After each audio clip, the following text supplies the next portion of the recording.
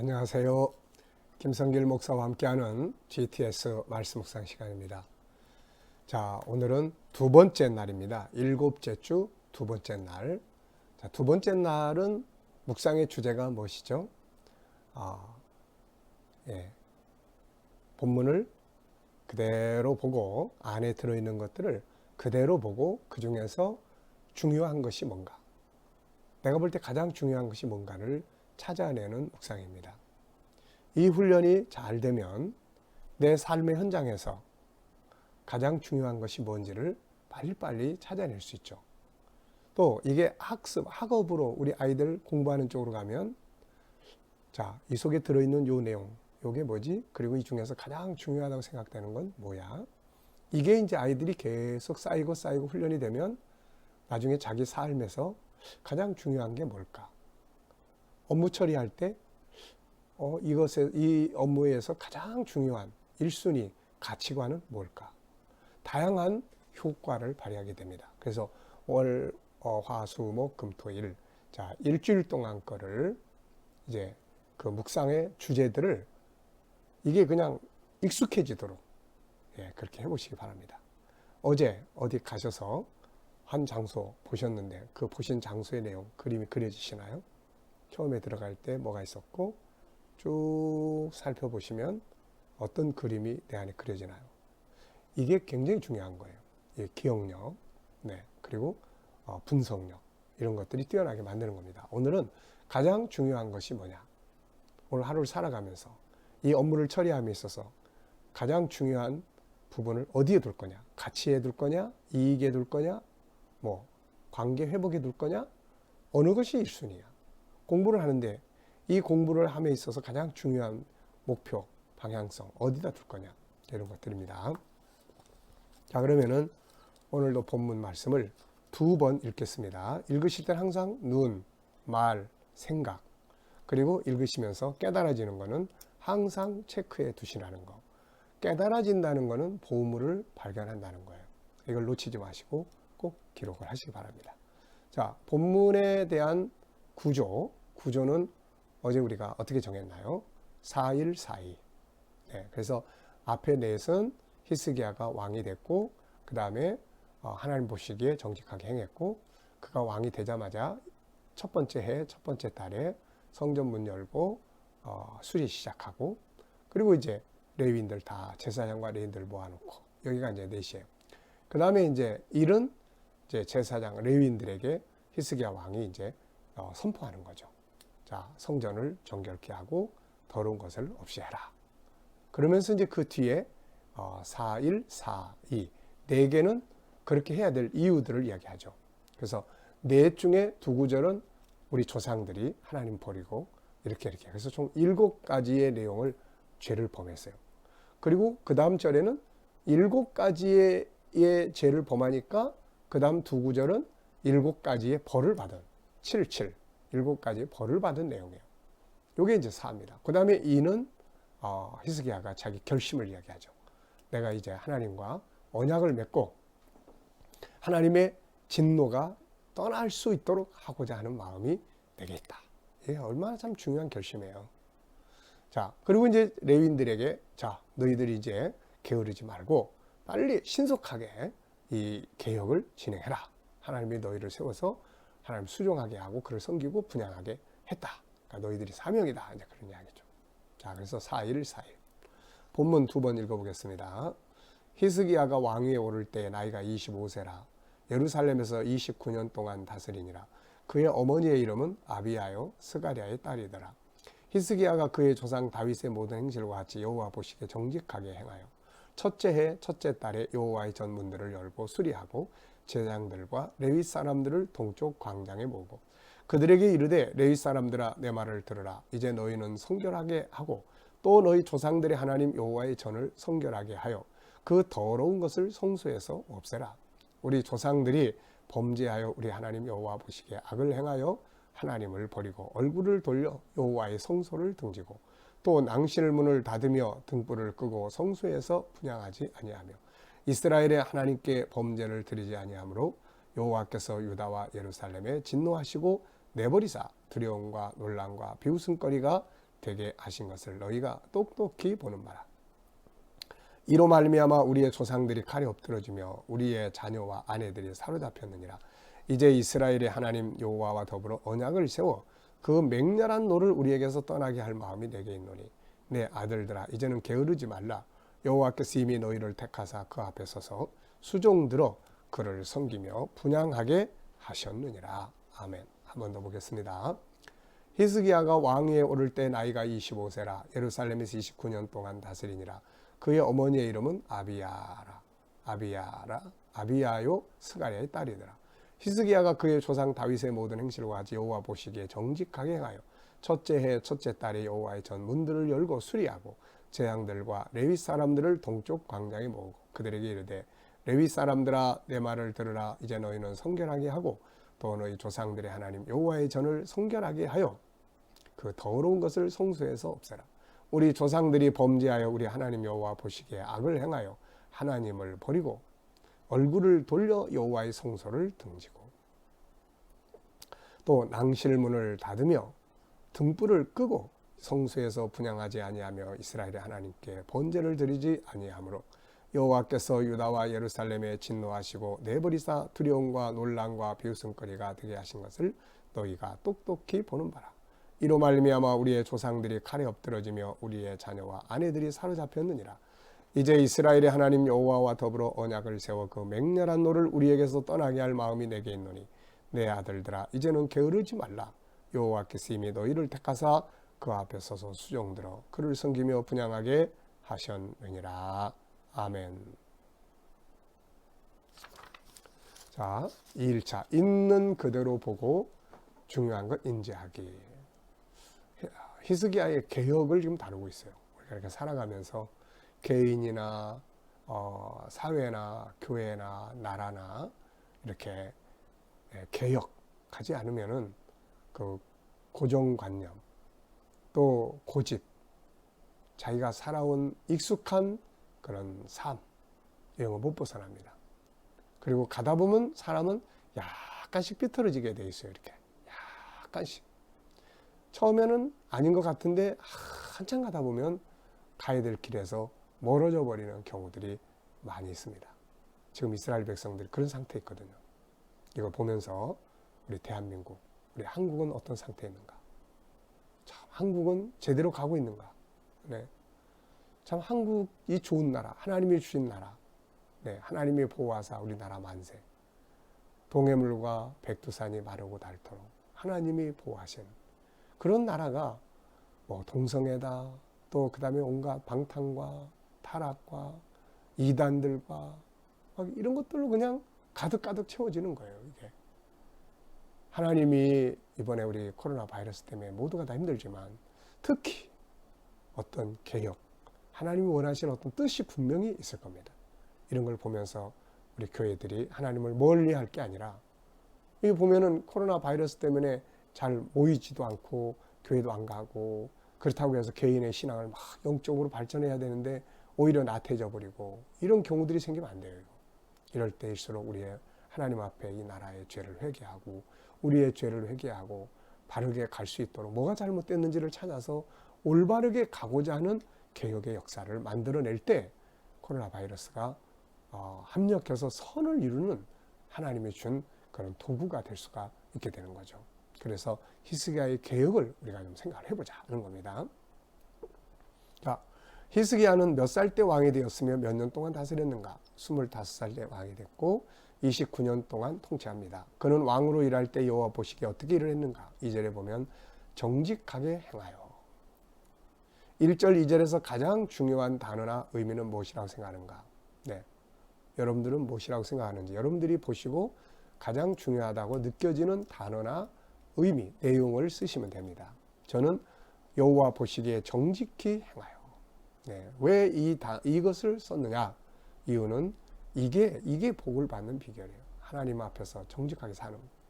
둘째입니다. 히스기야는 첫째 해 첫째 달에 무엇을 하였는가? 이걸 놓고 깊이 이렇게 묵상을 해보면 히스기야는 이미 그 이전부터 내가 왕이 되면 어떤 것들을 해야 되겠다라고 하는 자기 나름대로의 결심을 가지고 있었던 것 같아요. 그 위에 아버지로부터 그 위에 거슬러 쭉 올라가면은 그 이제 여호사밧이라는 그 개혁자가 나와요. 우리가 지난주에 봤던 주인공이에요. 그리고 그 밑으로 쭉 여러 왕들이 등장을 합니다. 이제.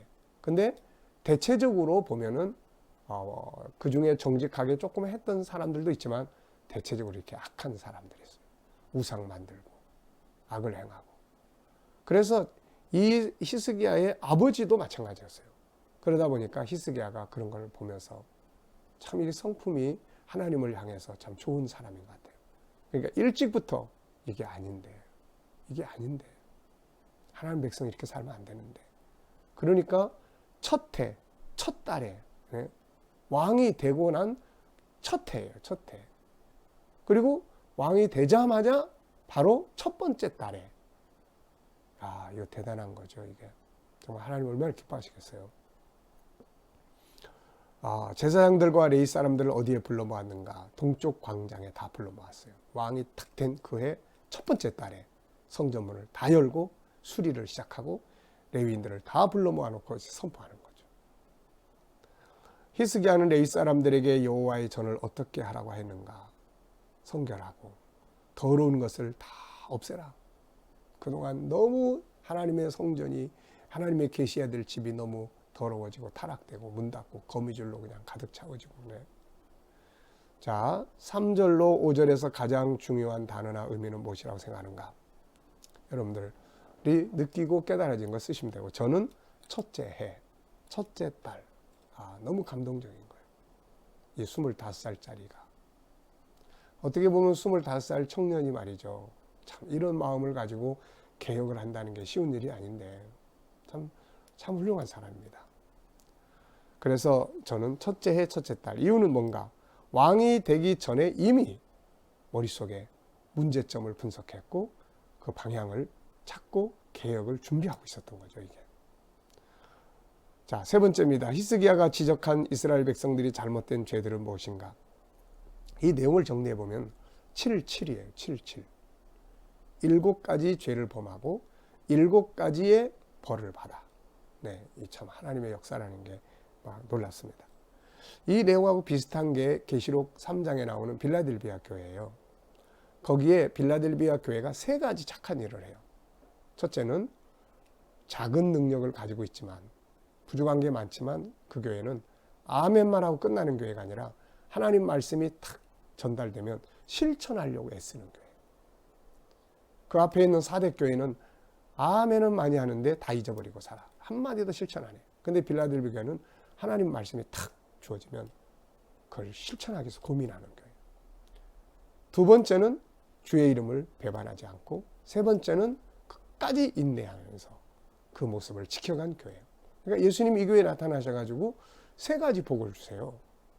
자, 너희들 내 말 지키기 위해서 그렇게 힘든 가운데서 노력하니까 문을 열어줄게. 소신껏 해봐. 두 번째는 너희가 내 이름을 배반하지 아니했기 때문에 너희 원수들로 하여금 너희 앞에 내가 굴복시켜줄게. 그래서 내가 너희를 사랑한다는 걸 알게 해줄게. 세 번째는 너희가 인내함으로 믿음을 지키고 있으니까 나도 너희를 환난 날에서 지켜주겠다. 3-3회. 네. 우리가 하나님을 사랑하고 섬기는 만큼 하나님도 우리 가운데 역사하시는 거죠. 자, 이스라엘 백성들이 잘못한 죄들을 쭉 정리해 보면, 첫째, 여호와 보시기에 악을 행함. 둘째, 하나님을 버림. 셋째, 얼굴을 돌려 하나님의 성전을 등짐. 넷째, 낭실문을 닫음. 다섯째, 등불을 끔. 여섯째, 성소에서 분향하지 않음. 일곱째, 번제를 드리지 않음. 7가지. 결과도 7가지. 하나님이 진노하셨어요. 두 번째는 내버렸습니다. 그들이 하나님 버리니까 하나님도 그들을 버린 거예요. 세 번째는 두려움이 왔어요. 네 번째는 놀람이 옵니다. 다섯 번째는 비웃음거리가 되게 했어요. 여섯 번째는 칼에 엎드러지게 만들었어요. 전쟁이 막 수시로 침략. 그 위의 역사들을 보면은 막 굉장히 많은 침략들이 있었습니다. 7번째는 자녀와 아내들이 사로잡혀 가게 된 거죠. 6절로 9절에서 가장 중요한 단어나 의미는 무엇입니까? 저는 이렇게 적었어요. 6절에 보면 그들이 하나님을 버리니 이렇게 해요. 근데 8절에 보면 하나님이 그들을 버리심으로 이런 말이 나와요. 참 깊이 생각해야 돼요. 우리가 하나님 버리면 하나님 우리 버린다. 네 번째입니다. 히스기야는 자기에게 어떤 마음이 있다고 했습니까? 하나님의 맹렬한 진노를 떠나게 하고 싶은 마음이 있는 거예요. 네. 하나님의 진노가 이 땅에서, 이 나라에서 떠나게 하고자 하는 마음이 있는 거예요. 히스기야 왕은 하나님이 그들 레위인들을 택하신 이유가 무엇이라고 했는가? 네, 그 앞에서 수종 들고 잘 하나님을 섬기며 분향하도록 너희를 세웠다. 그러니까 게으르지 말고 개혁을 이제 시작, 열심히 해라. 게으르지 마라. 하나님을 선택하고 하나님을 섬기고 하나님과 가까이 하는 일에 게으리하지 마라. 그런 이야기예요. 자, 10절로 11절에서 가장 중요한 단어나 의미는 무엇이며 이유는 뭔가? 네, 하나님의 맹렬한 노를 떠나게 할 마음이 내게 있다. 참 중요한 마음이에요. 오늘 우리가 어떤 마음을 갖느냐에 따라서 참 하나님의 복을 받느냐, 하나님의 은혜를 받느냐, 다 이게 거기서 나오는 거예요. 교만한 마음, 더러운 마음, 하나님을 멀리하고자 하는 마음, 이런 것들은 다 그야말로 하나님이 떠나버리게 만드는 마음들이죠. 자, 오늘 5번째입니다. 내용 중에서 가장 중요한 내용은 무엇이며 그 이유는 뭔가? 저는 이렇게 썼습니다. 개혁하고자 하는 마음, 변화시키고자 하는 마음. 이 의지가 없으면 못하는 거거든요. 네. 그래서 히스기야는 이 내용을 쭉 들여다보면 하나는 현실을 정확하게 인식했어요. 현실. 지금 우리의 삶의 현실. 그리고 왜 이렇게 됐느냐? 원인을 분석했어요. 지금 병들어서 죽게 생겼는데도 그걸 인식하지 못하는 경우가 얼마나 많아요. 방탕하고 타락하고 이 길로 그대로 가면 멸망하는데 이거 인식 못하고 사는 경우 얼마나 많아요. 히스기야는 현실을 인식했어요. 왜 우리가 이렇게 고통을 받고 살아야 되냐? 하나님 백성들이. 그래서 원인을 분석했습니다. 그리고 그 결과로 오늘 이런 삶이 왔다는 걸 알게 됐어요. 그리고 난 다음에 그러면 어떻게 해야 될 거냐? 원인 분석, 결과, 현실 인식, 방향, 가야 될 방향을 정확하게, 그래, 이런 문제들을 이렇게 닫은 문은 열어야 되고 막힌 건 헐어야 되고 하나님을 등진 건 하나님을 향하여 방향을 바꿔야 되고, 그래서 이 뒤에부터 이제 29장부터 시작해서 30, 31장까지가 이제 개혁의 역사를 이루는 거고, 32장은 개혁의 결과가 어떻게 나타나는 거예요. 이제는 하나님이 돌아오신 거예요. 하나님이. 그들이 하나님을 향하여 돌아가니까 하나님이 그들을 향하여 얼굴을 향하시니까 아수르가 쳐들어와도 물리쳤고, 히스기야가 죽을 뻔 걸렸는데도 하나님이 다시 살려주시고, 히스기야의 나라가 아주 강대한 그런 부귀와 영화를 누리는 그런 나라가 됐다는 것을 뒤에서 쭉 설명을 해줍니다. 네. 본문을 정리하면서 감사한 건 뭔가? 히스기야의 그 개혁 정신, 우리도 그런 자세를 가지고 살면 하나님의 은혜를 주세요. 오늘 말씀 속에서 느껴지는 하나님의 마음은 뭔가? 멀어지지 마라. 나하고 멀어지지 마라. 내가 복의 근원인데 나하고 멀어지지 마라. 이런 마음이 느껴지고 있습니다. 자, 본문을 보고 질문 2개 이상 만들어 보기. 질문은 보물을 찾는 키라고 이야기를 했죠. 자, 저는 2가지 질문을 썼어요. 히스기야는 어떻게 이런 마음을 가지게 되었을까? 이게 궁금해요. 그래서 제가 아침에 그 앞에 아버지가 모범을 보였나 했더니 아니에요. 아버지도 악을 행했다. 이렇게 성경 기록하고 있어요. 그렇다면 히스기야는 도대체 어떻게 이런 선한 마음을 가지게 되었을까? 이게 참 퀘스천 마크예요. 네. 가끔가다 보면 좋은 부모가 모범을 보여서 좋은 자녀들이 그런 모델을 따라가는 경우도 있고, 어떤 경우에는 정말 부모는 훌륭한데 자녀가 곁길로 가는 경우도 있고, 이 히스기야 다음에 등장하는 왕이 므낫세인데 이 왕이 그냥 너무 못된 짓 많이 하는 거예요. 그래서 그런 경우도 있어요. 히스기야가 참 어떻게 이렇게 선한 마음을 품고 살 수 있을까? 2번째는 개혁할 때 분명히 어려움이 있거든요. 분명히 아무리 왕이라도 개혁할 때. 그래서 이 뒤에 보면은 이제 29장은 성전 개혁이에요. 그리고 30장은 이제 그 집회 절기 개혁이에요. 그랬더니 벌써 반대하는 사람들이 등장을 합니다. 히스기야는 전혀 개의치 않고 6월절 절기를 지키죠. 그 다음에 이제 31장은 자기의 삶의 현장 개혁이에요. 은혜 받은 사람들이 처음에 예루살렘에 다 모였다가 집으로 가서 우상 다 때려 부시고 율법을 배우고 율법을 지키는 이런 역사들을 이제 삶의 현장을 개혁하는 역사들을 만들어 갔던 거죠. 자, 오늘의 과제는 우리의 삶에서 우선순위가 뭐냐? 네, 삶에서 우선순위가 뭔가를 찾아보는 거예요. 그리고 어떤 업무를 처리하거나 뭐를 하거나 할 때 중요한 것은 업무를 처리하거나 뭔가를 할 때 업무를 처리하거나 무엇인가를 하게 될 때 그 중에 역점을 둬야 될 것이 뭔지 1순위는 뭐고 2순위는 뭐고 3순위는 뭐고 이제 이런 것들을 이제 바르게 이렇게 정리를 해보는 것입니다. 그래서 그렇게 한번 우선순위를 정해보시기 바랍니다. 자, 그럼 이제 오늘도 주신 바된 말씀을 기억하면서 하루도 멋지게 개혁자로서 승리해 가시기 바랍니다. 기도하겠습니다. 아버지 감사합니다. 25살 청년의 이 위대한 개혁을 보면서 참 깨닫는 게 많습니다. 우리도 늘 개혁자로서의 삶을 살아갈 수 있게 하여 주옵소서. 오늘도 우리 자녀들 중에 친척들 중에 이웃들 중에 믿지 않는 자들 다 주께로 돌아오게 하여 주시고 또 우리 자녀들 성도들 살아가는 삶의 현장마다 아버지 함께 하셔서 코로나 바이러스로부터 머리털 하나 상하지 않도록 지켜주시고 저희들의 학업과 일터와 직장과 사업장들이 형통케 하여 주시며 질병을 치료하기 위해서 애쓰는 성도들에게 하나님 치유의 역사가 신속하게 이루어지게 하여 주옵소서.